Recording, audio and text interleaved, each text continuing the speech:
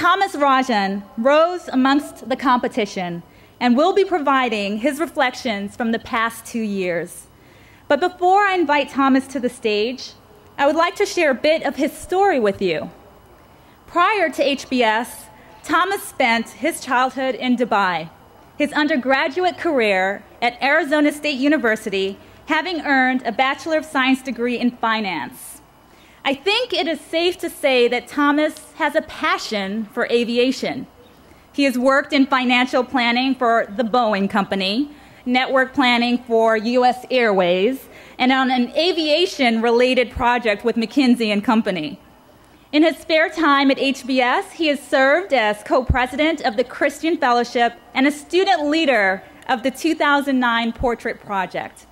Without further delay, it is a privilege to introduce Thomas Rajan as today's student speaker. Please join me in welcoming him to the podium.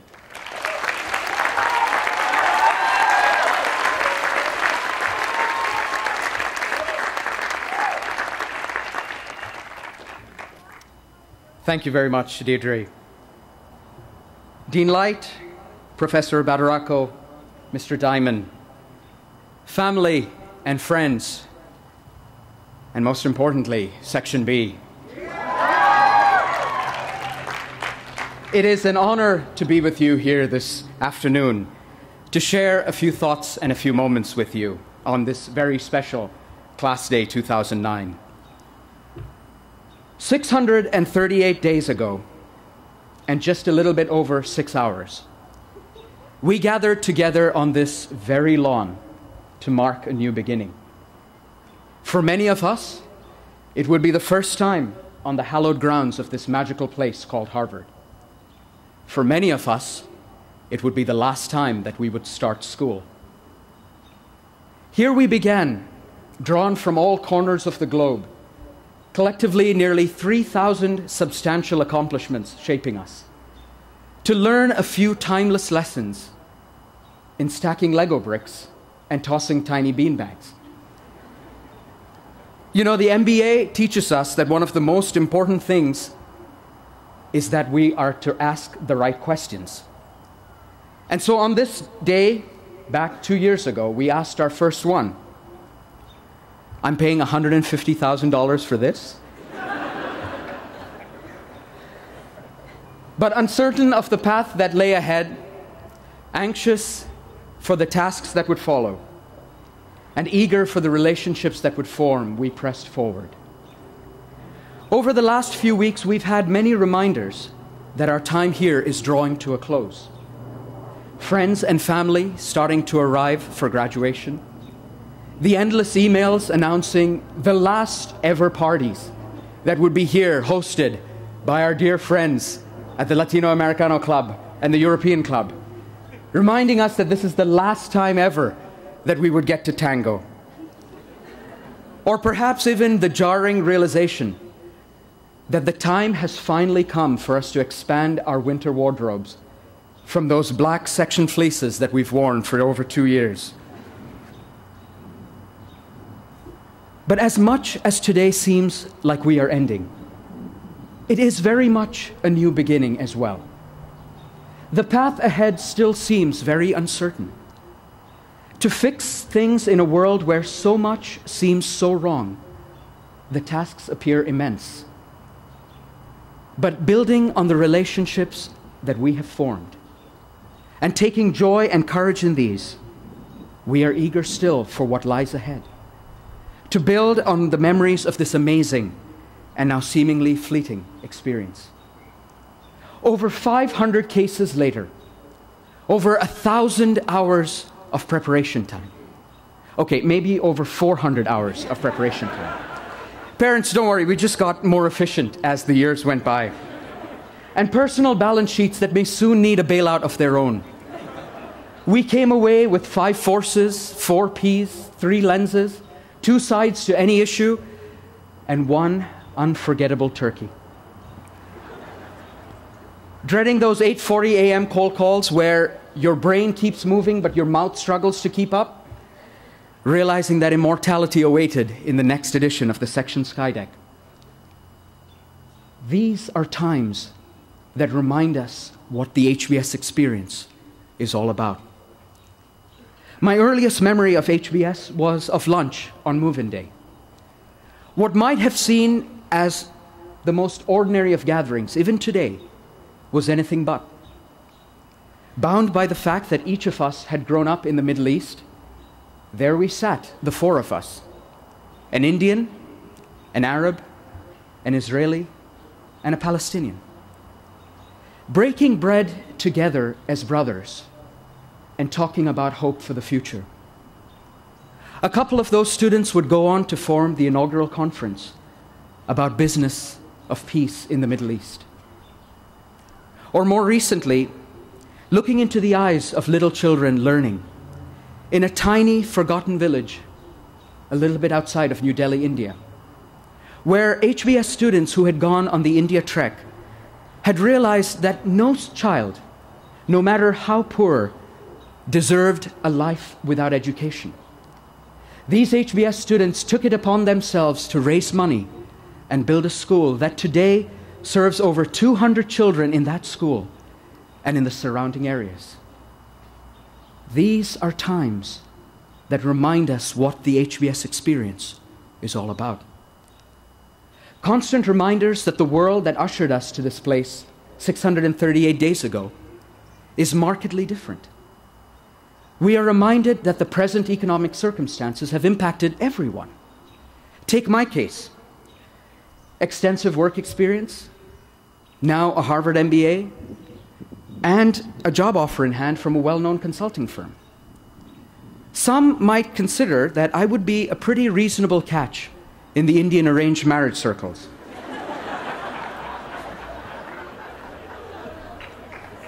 Though not a doctor, as my mother often reminds me, a recent Wall Street Journal article informed me that in these present circumstances, prospective in-laws in India consider the term consulting as just another word for unemployed. You can't win. Corporate stock isn't the only thing being devalued. But seriously though, look around us. A number of the 900 career visions we came to with this place still remain unfulfilled. Constant reminders that in the matter of a few months, a decade's worth of wealth creation was wiped away. A world that is yearning for role models and looking to us for solutions. These are times that remind us what the HBS experience is all about. Only a few short weeks ago, we read the last of our cases here at Harvard Business School. I know we're going to miss all of those case protagonists staring through windows, running through the airports to catch a flight, and yet always, interestingly, having something to drink in hand. But importantly, our most significant case study hasn't even been written yet. It is one in which each of us will be the case protagonist. We don't know what that will look like, but it is one in which the stakes in that case discussion are much higher. You know, there are times when, in the safety of our classrooms, we've developed elegant solutions to complex issues, and we've debated them vigorously. But somehow there was always this reassuring sense that in 80 minutes the discussion would be over and we could move on with our lives. The events of the last few months have given me a new perspective of the education that we take from this place. On a recent trip to upstate New York, I couldn't help but overhear a conversation among a middle-aged couple. They had worked hard all their lives, saved all that they could, had very little debt, and yet were so afraid of losing everything because of circumstances in the economy that they couldn't control.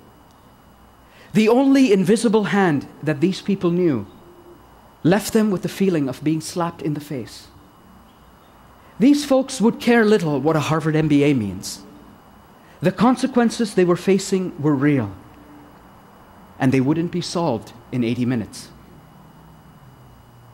Recent events show us that our community has failed people like this couple, because in certain instances, our community has failed to see the whole picture. We leave and enter a world that is skeptical of the lessons of what we learn in a place like HBS. That we are all about talk and little action. But if there's one thing that we have learned in the hundreds of cases, it's that we cannot solve problems merely by looking at them through our own eyes. We solve problems by looking at them through the eyes of others. May we hold true to this lesson as we march toward our new beginning. The time for talking is now drawing to a close. We are being called into action. We may not have all of the answers as soon as we leave this place, and we can't pretend to have all of the answers, but that cannot diminish our resolve to work to find the solution. As we set out to confront these real and daunting challenges, I would offer 3 pillars upon which I would hope our class would build its foundation. 3 elements adapted from a writing inscribed centuries ago, yet remains timeless in its application. 3 elements that we have experienced in our time together. Firstly, faith. A faith in the lessons we have learned and in the tools that we have picked up along the way. A faith that we have seen lived out time and time again in the power of one person or a group of individuals to make a difference. Whether it is restoring sight, one operation at a time, or creating opportunity, $1 at a time. Cases we have read like the Aravind Eye Hospital or Microfinance International remind us of the capacity of individuals to change the world that is around them, in spite of repeated failure. These individuals stepped out in a faith that sometimes goes contrary to the rigorous economic analysis we like to do.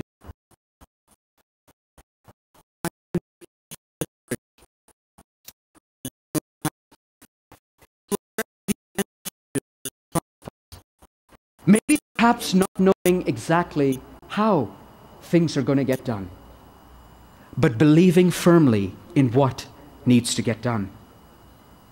Secondly, hope. Audacious as it may be, but a hope in our abilities to work together and to find creative solutions to problems. As we've looked around our classrooms and even the faces that are represented here today, we are reminded more and more each day of our shared humanity. It is what has taken our classmates from the Blue Ridges of the Carolinas to the slums of Kibera. It is what has taken our classmates from the heartland of the country to the heartbreak of New Orleans. Time and time again, I am reminded that because of the work of those people that I met at lunch on that first day, there may yet be chance for peace in the Middle East in our time, all driven by the hope that we can work together as one and the amazing things we can accomplish when we do. And lastly, love. What may at first seem out of place in the setting is a facet I would urge each of us to consider. The Beatles may have sung about it and said that it's all we need, and it's true. And the world desperately needs more of it. Love is patient, love is kind, begins one of the most striking definitions of love, written centuries ago. It does not envy, it does not boast, it is not proud. That this would be the kind of love that we would dare to show. Imperfect as we may be, we have each been shown this love at some time in our past, even when we've deserved it least. Look at those who have supported us on this journey here, many of whom are sitting around us. We've rejoiced together as we've welcomed little ones into our families. We've shared tears as we've bid farewell to dear ones. May we never forget the impact that it has had on us and of our responsibility to pay it forward. May we never get so consumed with taking care of business that we forget to take care of those most important to us. Love does not delight in evil, but rejoices with the truth. It always protects, always trusts. always hopes, always perseveres. Where we realize that it is not the discovery of self that leads to the greatest fulfillment, but the giving of self that matters. For it is with this love that we begin to see the world a little differently. It is with this kind of love that we start to see the world through others' eyes. May we give more of ourselves to our communities, to our workplaces, to our families, to bring us to a place where love never fails. Let it go forth from this place and this time that we are a class who is ready to serve, to restore honor and trust once again in the professions we enter, that we refuse to accept the status quo. You know, when we graduate into this world, we enter a time of crisis without precedent for our generation, and a world that is uncertain of the role of management professionals and of the responsibility of business to society. That is why, as of this morning, nearly 400 of our classmates and I have voluntarily stepped up to take a pledge in a student-led initiative that started only a few days ago to redefine our responsibility as business leaders, to seek the greater good and lead for the betterment of all. We have taken the first step of signing up at MBAoath.org. And in a few minutes, we will gather in Burden Auditorium right after the ceremony to publicly affirm our commitment, to show that we hold ourselves accountable to one another. This is the beginning of what we call the MBA Oath. I hope that you will join me there this afternoon. This does not mean that the decisions we take become any easier, but this time of crisis requires a new way of thinking, a new brand of leadership, and we, as graduates of the MBA class of 2009, are ready to take a stand. In a similar season of uncertainty, as a fledgling experiment of a democratic state lay in danger of being extinguished, a mother would pen these words to her son. "These are times in which a genius would wish to live," wrote Abigail Adams to her son John Quincy Adams in January of 1780. The wife of the second US president and mother of the sixth US president would be prescient in her thoughts. It is not in the still calm of life or the repose of a Pacific station that great characters are formed. Great necessities call out great virtues. Nearly 230 years later, at a fragile time for this human experiment, her words still resound. Some may regard this time in which we graduate as just plain bad luck, where it's impossible to do anything meaningful, even with a Harvard MBA. But let us never forget that our greatest capacity for change isn't only this degree. It's the hunger that's inside each and every one of us to make a difference. In recent times of prosperity and plenty, this hunger may have diminished. But these are times that remind us that we need that hunger more than ever to fulfill the potential of our fellow citizens. Maybe of those little children outside that village outside of New Delhi, or maybe that couple in upstate New York, or even an entire people in one of the most volatile regions of the world. These are times that require all of the innovation, all of the creativity, all of the boundless energy that we have seen in each other over these last 2 years. These are times that remind us what the HBS experience is all about. Nearly 10 years ago, I lost someone I called my best friend, my mentor, my role model, my dad. I would give anything for him to be here today.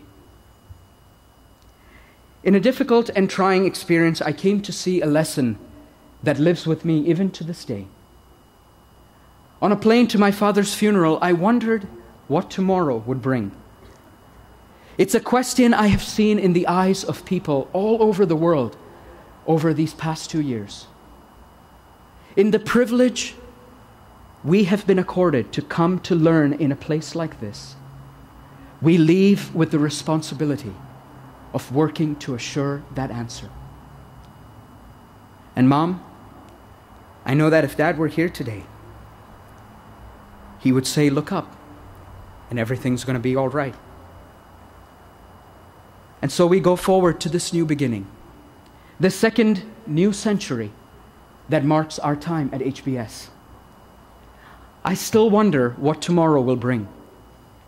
But in the dreams we have shared, I leave with full assurance. We may have come here as citizens of many nations, with many backgrounds, but we leave renewed and inextricably linked as citizens of the world, driven by a faith in the lessons we have learned and in a cause much greater than any of us, lifted by a hope in our abilities to work with one another, steadied by a love that cannot and will not fail. We as a class will stand to make the difference in this, our defining moment. These are times that expect and deserve nothing less from each and every one of us. And this is a call that I know we will answer. Thank you. May God bless you. And congratulations, class of 2009.